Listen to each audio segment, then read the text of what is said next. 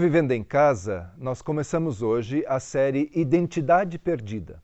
Identidade é um conceito cujo uso foi generalizado, o que torna complexa a sua definição. Originalmente, identidade significa um conjunto de características físicas ou psicológicas essenciais e distintivas de alguém ou de um grupo, consideradas para o seu reconhecimento. Tem a ver com afinidade, com essência e aquilo que de fato permanece. Mas o termo está além disso e hoje, num certo paradoxo, o que assegura a continuidade do indivíduo ou de um grupo através de uma mudança, ruptura, crise, adaptação, reinvenção e até sobreposição de identidades. Alguns estudiosos dizem que isso é fruto de uma modernidade que exalta os valores do individualismo e retira a segurança das identidades coletivas tradicionais, a da família, do grupo profissional ou da comunidade local. Além disso, a modernidade trouxe também a globalização, que, por sua vez, tornou a sociedade multicultural e abriu caminho para novas identidades, numa rebeldia com os referenciais do passado e tornando os referenciais do presente conscientemente flexíveis. E o questionamento em torno do critério de gênero é mesmo bem emblemático. Historicamente considerada uma identidade geneticamente registrada, passou a ser entendida como construção social, com sucessivas renegociações e reconstruções, que hoje questiona e não aceita somente as duas possibilidades que são convencionais. Para o filósofo Luiz Felipe Pondé, o debate tem a ver com a maneira como o mundo contemporâneo entende o sexo. Ele diz: toda essa verborragia sobre identidades sexuais, na verdade, esconde um enorme sintoma histérico, que é a negação do sexo. Não é à toa que se quer criar uma língua que não tenha diferença sexual, porque existe um ódio à diferença sexual.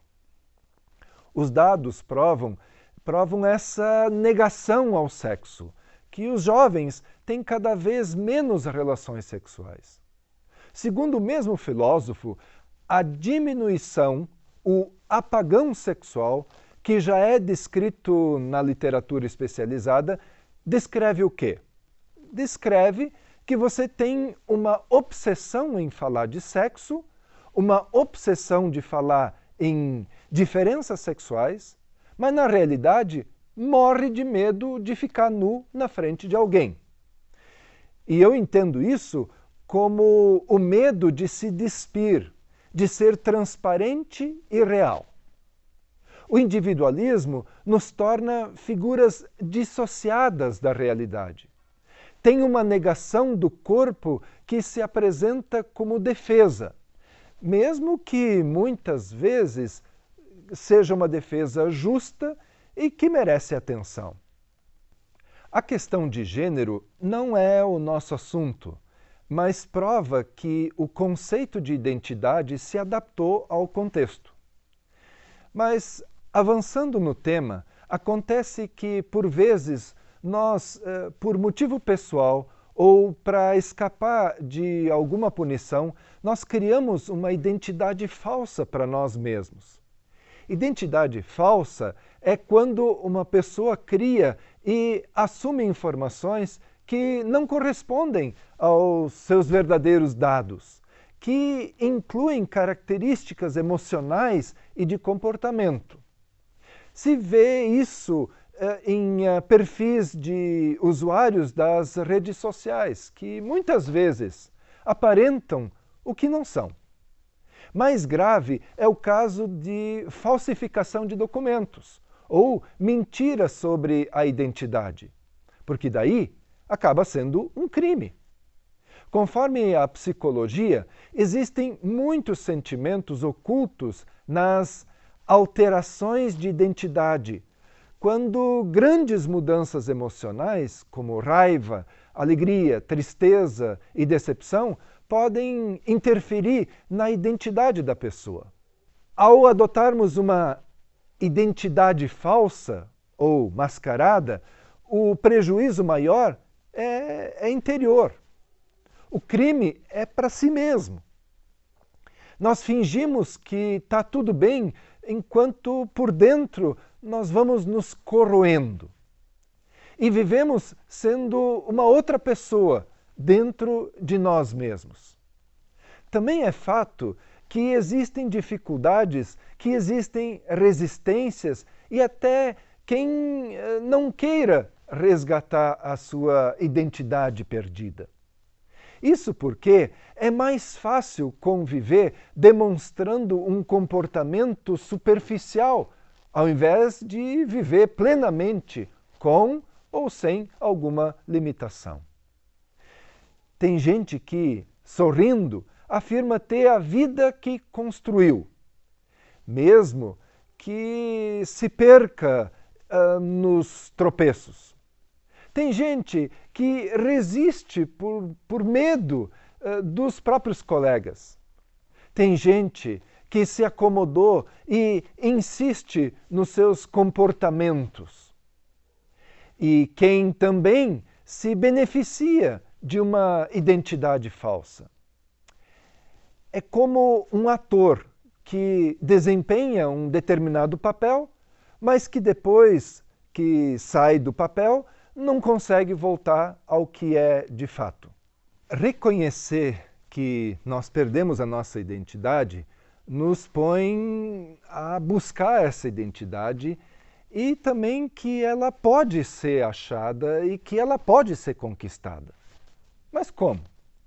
Entre os índios mesquitos de Honduras, se conserva o costume da mudança de nome para simbolizar uma nova vida e a morte do passado.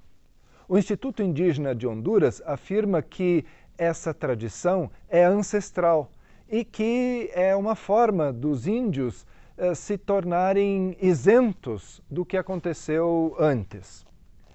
É provável que a mudança de nome entre os mesquitos indique mais que um antigo costume, mas uma necessidade real de todos nos tornarmos uma nova pessoa, pela remissão do nosso passado e do nosso presente.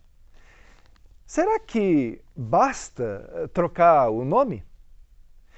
Para quem crê em Jesus, saber da sua identidade em Cristo é a coisa mais importante da vida.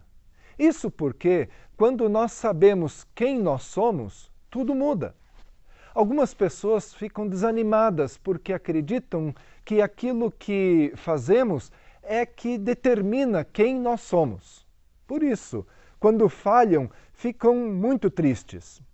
Mas não é o que nós fazemos que define a nossa identidade. Pelo contrário, a nossa identidade é que deve determinar aquilo que nós fazemos. A nossa identidade também não depende de uma ideologia que destrói a percepção humana, que obriga cada pessoa a ver não o que ela vê, mas sim o que os outros querem que ela veja. Nem é identidade o que se baseia em ideias anticientíficas, que, com propósitos políticos totalitários, destrói a sexualidade humana da sua realidade natural e justifica apenas pela questão cultural. Conforme o apóstolo Paulo, não se ajustem demais à sua cultura, a ponto de não poderem pensar mais. Em vez disso, concentrem a atenção em Deus. Vocês serão mudados de dentro para fora. Descubram o que Ele quer de vocês e tratem de atendê-lo. Diferentemente da cultura dominante, que sempre os arrasta para baixo, ao nível da imaturidade. Deus extrai o melhor de vocês e desenvolve em vocês uma verdadeira maturidade. Então, nossa referência é Cristo, porque graças ao seu sacrifício, nós fomos resgatados e restaurados. Nele nós estamos seguros, porque nele está a nossa identidade de filhos de Deus. Escute isso. E Deus criou os seres humanos, criou-os à semelhança de Deus, refletindo a riqueza de Deus. Ele os criou macho e fêmea.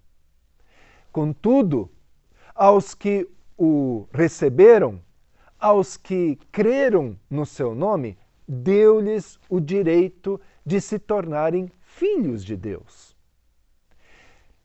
Em amor, nos predestinou para sermos adotados como filhos por meio de Jesus Cristo, conforme o bom propósito da sua vontade. Todos nós perdemos a nossa identidade original, mas descobrir quem somos em Cristo Jesus é o maior de todos os achados. A identidade verdadeira supera traumas, supera incertezas e vazios, porque Jesus nos preenche de tal forma que não deixa espaços para rejeição.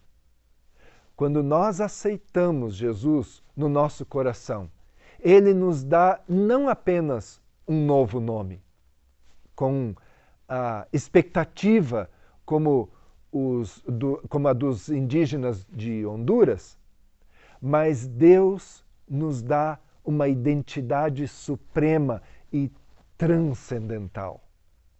Essa identidade começa no interior e depois se revela para o exterior. Diz ainda o apóstolo Paulo: portanto, se alguém está em Cristo, é nova criação. As coisas antigas já passaram. Eis que surgiram coisas novas. É ilusão viver com uma identidade confusa e instável, ou até perigoso com uma identidade falsa. Também não vale a pena estar parcialmente reabilitado, mas termos uma identidade própria, inteiramente preservada ou reconstruída, é a vontade de Deus.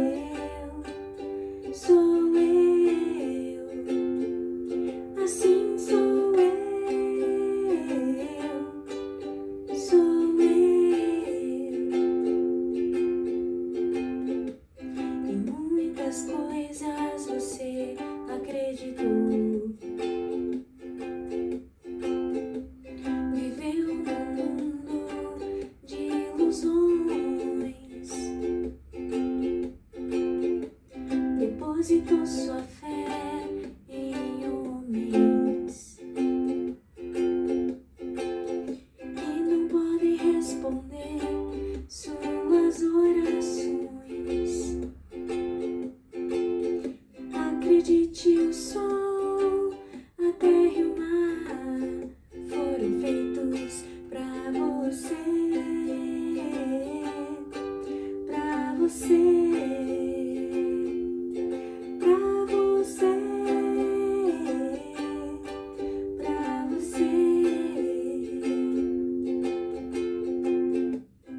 Vem sentir o poder,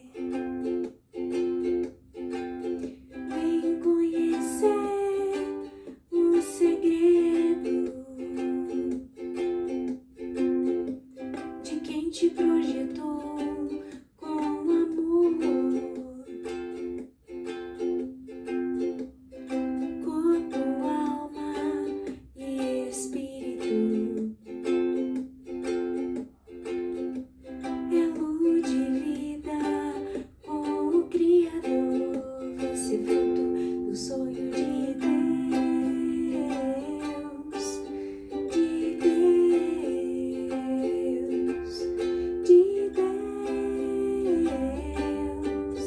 de Deus. Você fruto do sonho de Deus,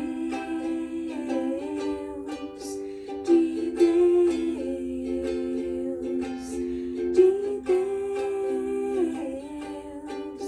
de Deus.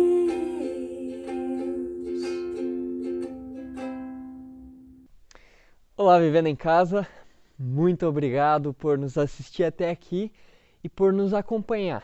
Muito obrigado por nos deixar entrar na sua casa e sermos comunidade com você. Lembre-se de se inscrever no nosso canal e ativar o sininho. E além de usar, divulgue também os nossos vídeos para as crianças, assim como os vídeos do Vivendo em Casa. E entre em contato conosco para saber mais sobre os nossos pequenos grupos, os grupos de adolescente, o do Sub-15 e também os nossos outros grupos. Para saber mais sobre os encontros presenciais que seguem acontecendo aos domingos, às 18 horas, no prédio do CPM, a Rua Francisco Caron, número 630, as inscrições seguem ainda via WhatsApp. Então entre em contato conosco. Não perca essa oportunidade. Um grande abraço e até mais!